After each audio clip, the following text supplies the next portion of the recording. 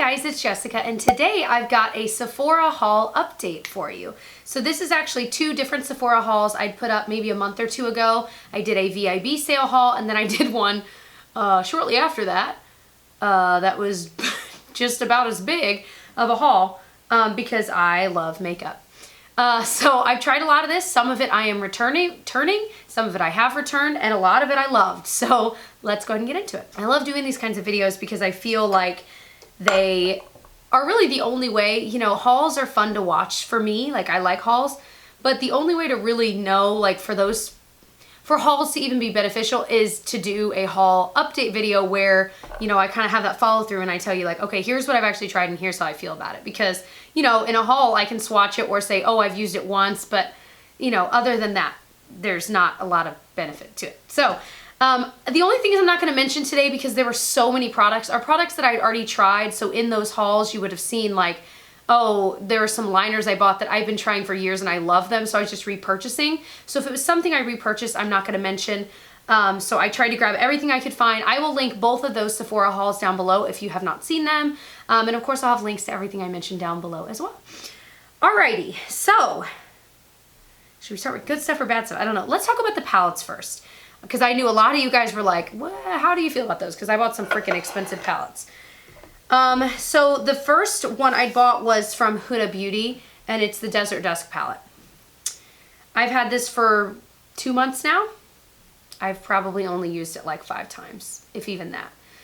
I think that I was so caught up in the hype of it, but in reality, the colors in this are not colors that I personally wear all the time. I think that the mattes are absolutely gorgeous. The shimmers are a little bit more tricky to work with. But I still think they're really pretty, but you definitely need a good primer underneath. You know, with some of them that are more glittery, you need like a glitter primer, and you need to spray your brush with like a setting spray or Max Fix Plus, something like that, just to get them to stay on your eye and not have tons of fallout. And I think for the price point of this, I don't want to have to deal with that. And I know that makes me sound maybe either lazy or snobby, I don't know, but I feel like there are palettes out there that are the same price or way cheaper that you don't have to be so fussy with. And I'm like, I get that it's the formula and it's not necessarily a bad thing, but for me, I'm like, why should I have to work that hard? If I don't want to work that hard, I don't, you know what I mean? Why would I spend, you know, 60 something, $70 on a palette? And so I think for that reason, I'm like, I'm going to keep it. I'm going to keep playing with it, especially, you know, I really like some of these shimmers here, like Cashmere and Angelic. I've worn a decent amount. They were just really, really pretty, but you can even see there's just like lots and lots of powder kick up, but it's glittery powder. And that's what stinks, because when that fallout gets there, it's harder to get up. So I think it's a good palette. I just don't think it's the best palette for me, if that makes sense. So if you're similar to me, if these look like colors you would totally reach for, then you'd probably really like it. But I should have known myself better and known that it wouldn't necessarily be up my alley. It's still a good palette though. I hope that made sense. The other palette that I got is from Natasha Denona. Now, I will say this. I've used this a lot more, and I think it's because the shades in here are just more up my alley. This was way more expensive. Mattes, gorgeous. Shimmers, gorgeous. However, the shimmers are very similar. I like the shimmers in this better than the Huda Beauty ones, but again, it's the same thing where there is a lot of like powdery kick up, and you have to be aware of that and use a good primer. And sometimes you need to spray your brush. Like, there's this really glittery shade down here that it's going to be Fallout City unless you like you take those precautions. But I really, really like it. I love that there's a lot of good transition shades in here. That's really big for me. And they're really, really pigmented matte colors. They blend like a dream. So, you know, if you're thinking about splurging, obviously this is way more than this, but it really is way better. Now, is this the best palette or my favorite palette I've ever tried? No, it's not. And for that reason, I don't know that I'll be buying any more Natasha Denona palettes. I will use this one. I like it. But because it's not like my favorite, I feel like I want it to be my favorite for the freaking amount that I paid. So that's just kind of my 2 cents. Like I said, neither one of them are bad, but neither one of them were so good that I was like, oh my gosh, everyone should go run out and get this. No, I think there are better ones out there. Now, one that I felt, hold on, let me wipe these swatches off. There was one palette that I am going to return. I still have the box for. And I talked about this, so I won't talk about this for too long. I talked about it in my 5 palettes that I've given up on. This is the Viseart Golden Hour palette. Now, it's pretty. I like the packaging of it, but again, it's expensive. And these were just colors I never use. Very basic, which, please, you know I love basic colors. I love neutral colors. So nothing against it there, but I just felt like the colors that are in here that I would actually wear, I have in every single other palette I own. And then the ones I maybe wouldn't necessarily wear, I don't really care about. So it's like, why did I buy this palette? I got some primers. First off is the Smashbox Primerizer that I picked up. I really like it. I really do. I have so many primers right now though, I feel like I keep shoving this one to the side and I feel bad for it because it's really nice. It's very moisturizing, holds onto your makeup nicely. This is one that as I am trying more primers out and starting to declutter some and there's just less riffraff in the way, I feel like this is one that I will use all of the time. I've been using it a lot, but like I said, I'm trying out so many primers right now, I feel like this one's getting shoved to the side, but really moisturizing. If you have dry skin, I think you're gonna like this. It's not so moisturizing that it's like a thick, heavy cream, but it's just a nice kind of lighter moisturizer that it just feels good on your skin. And I feel like my dry patches don't shine through as much when I'm using this as my primer. And for that, I do like it. And I do like that it has a pump as well. Another primer I got in the haul after that one, was the Fenty Beauty Primer. This one I do like. I don't think it's bad. Again, it's kind of a moisturizing cream, kind of a primer. I do think it does help with my dry spots, which is good. And the reason they say to pair this with the Fenty Beauty Foundation is because that Fenty Beauty Foundation is a little bit more of a dry formula. And so this is meant to be paired with it so it kind of counteracts the dryness of it. So it is a more of a moisturizing primer, which I think is really nice. I thought the packaging, of course, was freaking gorgeous. I don't know, why are we all so obsessed with this like pale cream color right now? It is pretty. I liked it. Do I think it's anything like that stands out that I'm like, oh my gosh, everyone needs it? Not really. I think I'd recommend the primerizer over this, but I do like it. I mean, this is something that I will probably use up all the way to the end. Would I repurchase it, however?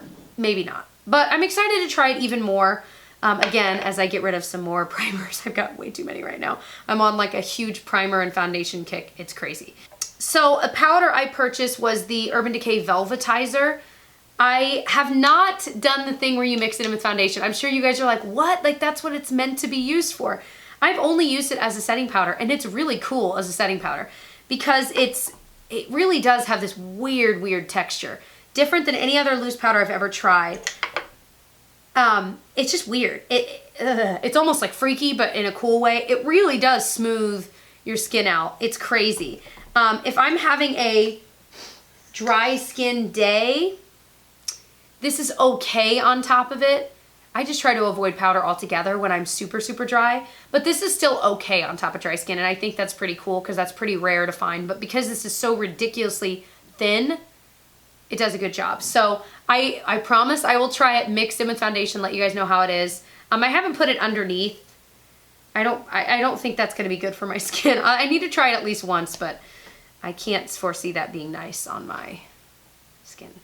All right, so I had also picked up the La Mer foundation. I finally got the shade that I should be in, which is Ivory 02, after trying many shades. $110.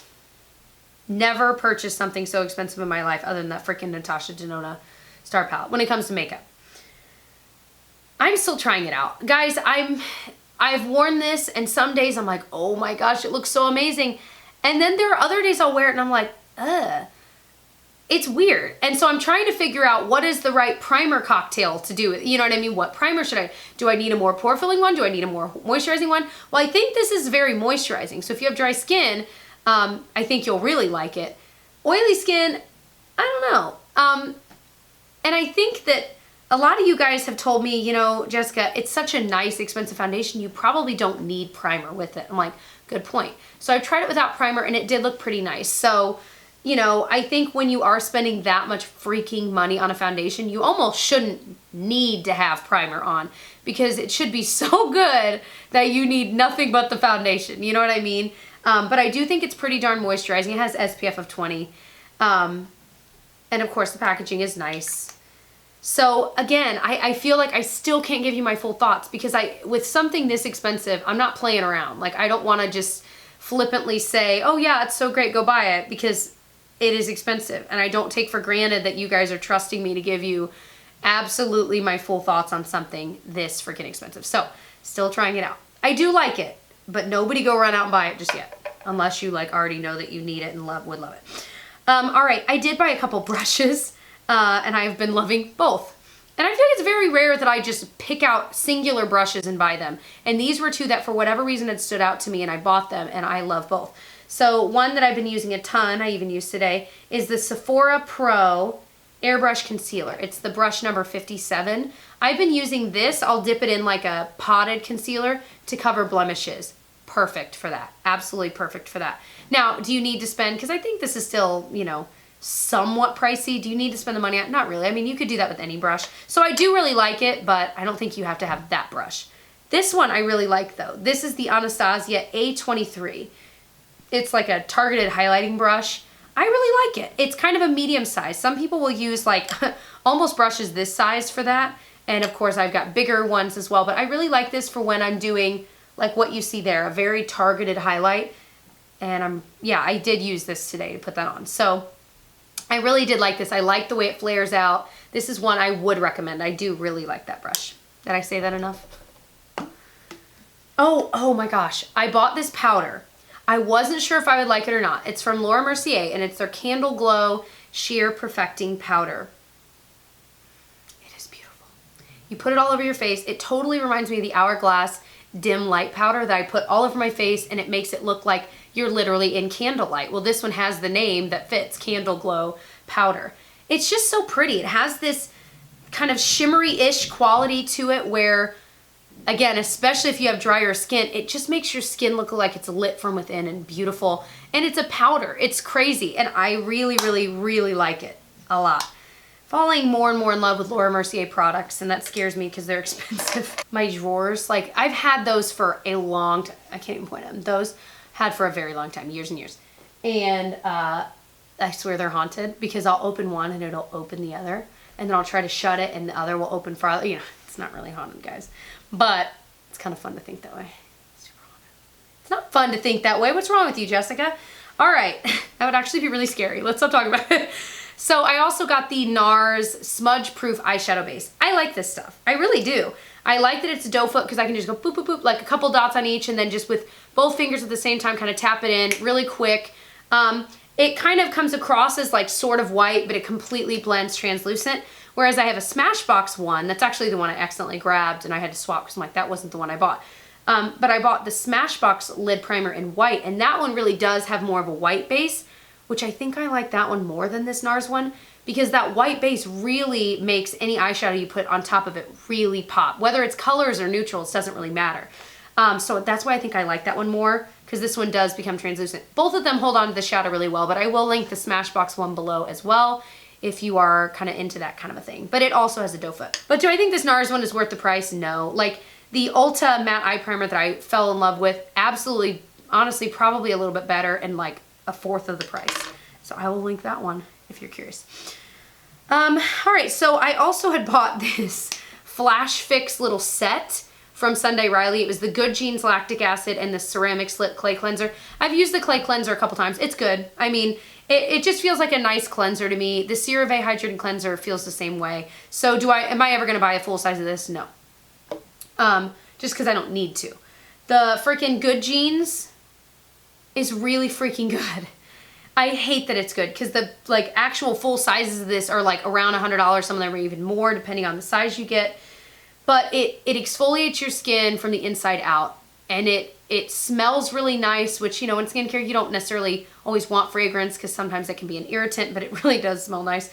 Man, like, and I'm trying to use it sparingly, but I'm like, oh my gosh, I feel like the mornings I use this, like I'll use it at night. I don't use it in the morning. I'll use it at night. In the morning I wake up, I'll look and be like, my skin just looks like revived. Like overnight it was working, and oh my gosh. I have been using the Ordinary lactic acid treatment as well because I had already had that. And that has such a pungent smell, like not in a good way. It kind of makes me sick to my stomach now. I am pregnant, so that could be a part of it. But it is pungent. So if you have the ordinary lactic acid treatment, let me know. Is yours like crazy strong smelling? Does it make you sick to your tongue? Is it, ooh, it is super strong. It's not exactly the same thing as far as I know. Now again, I'm not a dermatologist. I like skincare, but I don't know a lot about skincare. I'm still learning. So I know that they have different ingredients in them. They both have the lactic acid, but anyway, I really do like this. Oh, so an awesome thing though, this is expensive. It is, but not nearly as expensive as that, is the Belief the True Cream Moisturizing Balm. I really like this stuff. I've kind of taken a pause using it because I'm trying to use up the Drunk Elephant one that I have. That it's okay. The Lala Retro Whipped Cream. It's okay. I don't love it. It's all right. So I'm trying to use it up because I'm like, that was so expensive, and you know, there's nothing really wrong with it. So I made myself pause using this to finish that one. I'm still finishing it. I feel like it will never end. But I really, really like this. I used it for a week or two. It's super moisturizing. It's definitely more of almost like, not a gel, but definitely has that kind of gel-like feel to it. And I do think it's super moisturizing. So if you're dry skin, especially in the winter, and you need a moisturizer right now and you can afford it, or there's a sale or whatever. Oh, I love this. So this is what I used in my hair today. This is the Briogeo Curl Charisma. No, not sponsored by them. I have worked with them in the past, but this one I genuinely just bought. It's their Curl Charisma Rice Amino plus Avocado Leave-In Defining Cream. So I use it, okay, how do I do my hair? When it's naturally like wavy-ish like this, I'll put this in first. So I'll flip my hair upside down and I'll literally just squirt a whole big old dollop in my hand and rub it between my hands, and I'll just kind of rub it into my hair. And it smells good. I feel like it holds my curls / waves together a little bit better. I do still go in with the mousse from Living Proof, which I can link below. I love. But I've been really looking for a great defining cream, and I really do like this. So this is something I could see myself buying again. And really, not only does it work well, but I really like the smell, and that's kind of a big deal in your hair, you know, when you're like, you want it to smell good. So here's something that smells terrible. It's the Way Memory Mist. It says for use before you style, so like you can use it like as a heat protectant, blah, blah, blah. I don't use a lot of heat on my hair other than blow dryer, which is obviously heat as well, but like I don't really straighten my hair very often or like use a curling wand. I used to do it a lot, but I've been going au naturel a lot. It just smells bad. Like, okay, I shouldn't say it smells bad. Some people will love this smell. I don't. And again, it could be being pregnant. It's up my nose. As I'm smelling it more, I could see how people would like this. It's a very hairstyle-y kind of a smell. But there's something about it that bothers me. Again, it could be being pregnant. I don't know. But it really bothered me, and the scent really lingered. So if you like the smell, boy, you'll love it because it will linger around all day. But if you don't, it will linger around all day. I don't think I can use it. I might wait, like literally just put it in a drawer until I'm no longer pregnant, and we'll see if it bothers me, because it was so expensive. And I do feel like it held onto my hair nicely. It kind of, I didn't use it as much as a heat protectant as I did just like a texturizing spray. Would I repurchase? Probably not, just because I feel like I can find texturizing sprays for cheaper if that's really all I'm using it for. You know what I mean? Fun extra side note, this is not a part of this, but what I'm wearing on my lips, I'm trying my first Dose of Colors like matte liquid lipstick thing in the shade Stone, which is like a cult classic. I really like it.